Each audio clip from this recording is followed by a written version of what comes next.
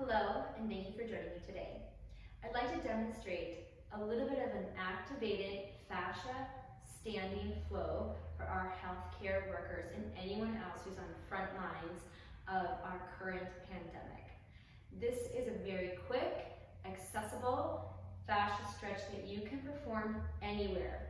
If you're standing for a long period of time, such as in the hospital or an operation room or whatever it might be, and your body's starting to feel achy and dense and starting to just feel like you can't move comfortably or are starting to experience pain. Execute this small, quick routine anywhere, anytime, and I promise you'll feel better after. This is what I like to do to contribute to all of those who are standing up and fighting for us. To begin, standing feet hip width apart, dropping your tailbone down slightly with a natural curve in your lower back. Take a deep breath into your rib cage, filling up like a balloon, and now exhale, push all the breath out. Think about 3 deep core muscles. Your pelvic floor, like a sling pulling up, your transverse abdominis, your deep abdominal muscle underneath the layers of all the other abdominals, and your diaphragm, your 1, 2, 3. Working together, they lengthen your posture and help to support your body in standing. Inhale again, full breath. And as you exhale, think about 1, 2, 3. Notice the foundation you created with that core. Bringing your hands together in prayer and in front of your face a few inches. Reset your foundation. Press your hands together. Feel this underneath your shoulder blades and in your chest. Keep pressing your hands together as you draw the elbows into tap. 4 more. Hands press in, pull. 3. Good. Enough stomach counts already. Do 2 more of these. And press, keep pressing the hands together. That's how you're going to affect your fascia. Good. And let it release. Next, we're going to work the back of the neck. Fascia stretching is safer than traditional stretching because you don't run the risk of overstretching. You shorten the area first, add activation and movement in the opposite direction. Taking a chin tuck, chin towards your throat, and then tilting to look up onto the diagonal. Hands are going to go back behind the head. You've shortened the muscles in the back of your cervical spine. Next, resist your head into your hands.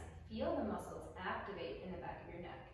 Keep resisting your head back as your hands overcome and bring your head forward, meaning to keep the chin towards your chest as you're moving.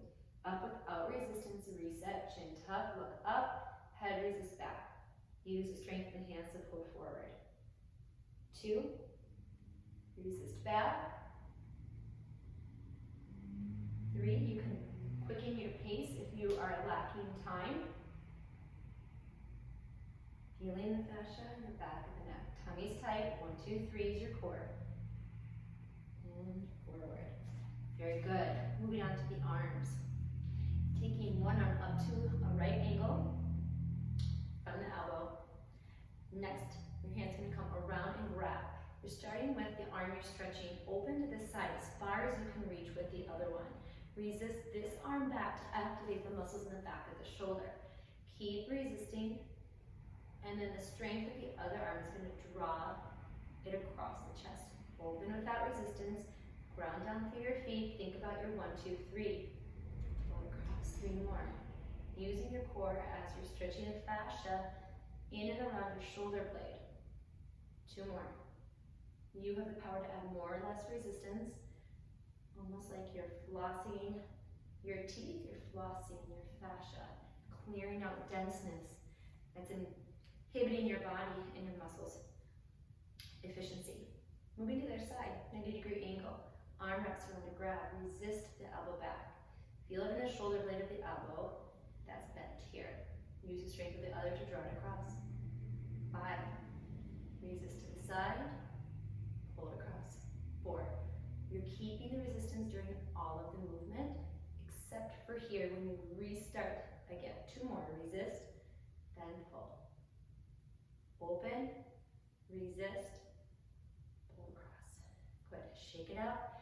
Shoulders up and back for 3, and 2, and 1. Notice your posture start to open. Your head sits more comfortably on top of your head. Moving into your inner and outer thighs. Taking a little bit wider stance here. My toes are on a slight diagonal. Legs are straight with a slight bend in both knees. We're going to do this in two different directions, so we stretch the inner thighs and outer thighs. To begin, resist your legs out as if you want to go into the center splits, feeling the activation in your lateral thighs.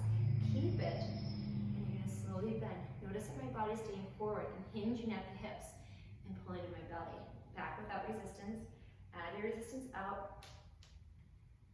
Knees crack and lower it down. Back up, one more each side. I want you to practice this at home. Get comfortable. If some of these stretches feel really good for you, use those throughout the day when you need them. Back to center. Now resist your legs in as if your legs want to slide together, feeling it in your thighs. Your movement's the same. Down to the side. Up without resistance. Resist in. Bending down. Keep this knee behind your toes. Back up. Resist in. Keep that resistance going.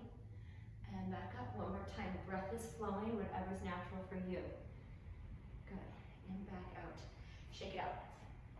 Moving on to our hamstrings. 1 foot forward, 1 foot back. I don't have a very big separation here. It's about a foot and a half distance between. I do have my legs and hip width apart, not in one line. We're stretching the fascia and the leg in the front. Lift your toes up. If it feels better to keep them down, that's another variation. Micro bend in the front knee and micro bend in the back knee. Your front heel presses down and back as if your leg wants to slide back, but it's not going to work. You're going to keep it right where it is, activating hamstrings and glutes all in the back of the thigh. Once you have that, your hips are going to drop back and down. Being mindful that you don't bring the other knee forward and back up. Heel presses down and back. Here's 4. Breathing. This is a great one if you're starting to feel achy in your lower back. Throw a couple of these resistance standing hamstring stretches in, and then really lift that core to give that back support one more time. Excellent. Switch it up. Foot down, foot up. Either way, test it out, see what feels good for you. Heel down and back, or foot down and back. Hold back. Here's what it looks like with the foot down.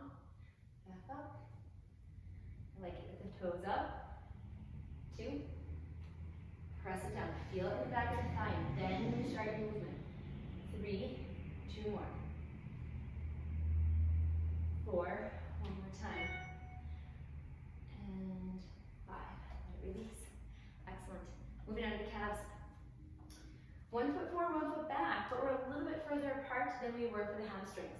Same position though, toes are facing forward, legs are straight with a micro bend. Focusing on the calf and the leg that's in back. Press the foot down and back, feel it in the calf, maybe the Achilles tendon, maybe the soleus, and keep resisting the back foot down and back as you bend the front knee forward. Take a look down, make sure your knees never pass your toes in front. Belly's engaged, chin tucked, back is supported. Back leg resists back.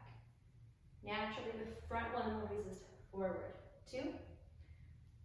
Finding the resistance where you need it. You can think about it being higher up in the gastrocs, or you can think about it being lower near the Achilles tendon. You'll direct where the fascia stretch is by doing that. One more time. Maybe go a little deeper and switch it up. Finding straight legs, micro bend, ground down. Lift that 1, 2, 3. Back foot down and back. Keep resisting it back. Bend it forward. 5. 4. Couple more. Resist it. 3. I promise you'll feel energized, stronger in your posture, more flexible in your body. Go ahead and really shake it out. Last one, your rib cage. This one is my favorite. Takes a little bit of practice to get comfortable with it, but once you do, if you feel like you are crunched down on one side, or like one of your ribs is sitting on top of the other, and that tissue feels very dense and tight, this is a great way to get to that. Bring one hand above, and the other hand's gonna grab behind the wrist. Lower that elbow to the side. We're stretching the fascia on this side first, the one that you're shortening. Elbow raises down, but I want the resistance to come from here. Once you feel it, keep it. Use the strength of the other arm to bring you up and over. Start back down, resist down. Find that one 1, 2, 3, 2. Find that resistance. These stretches are opposite of traditional stretching, so it takes the body a little bit of time to get used to this. Good, 2 more. I like to do a couple extra on this side. Excellent, 1 more. A little crack, a little adjustment there. Good, and release. A lot of work. That's good. Other arm up, grab the wrist.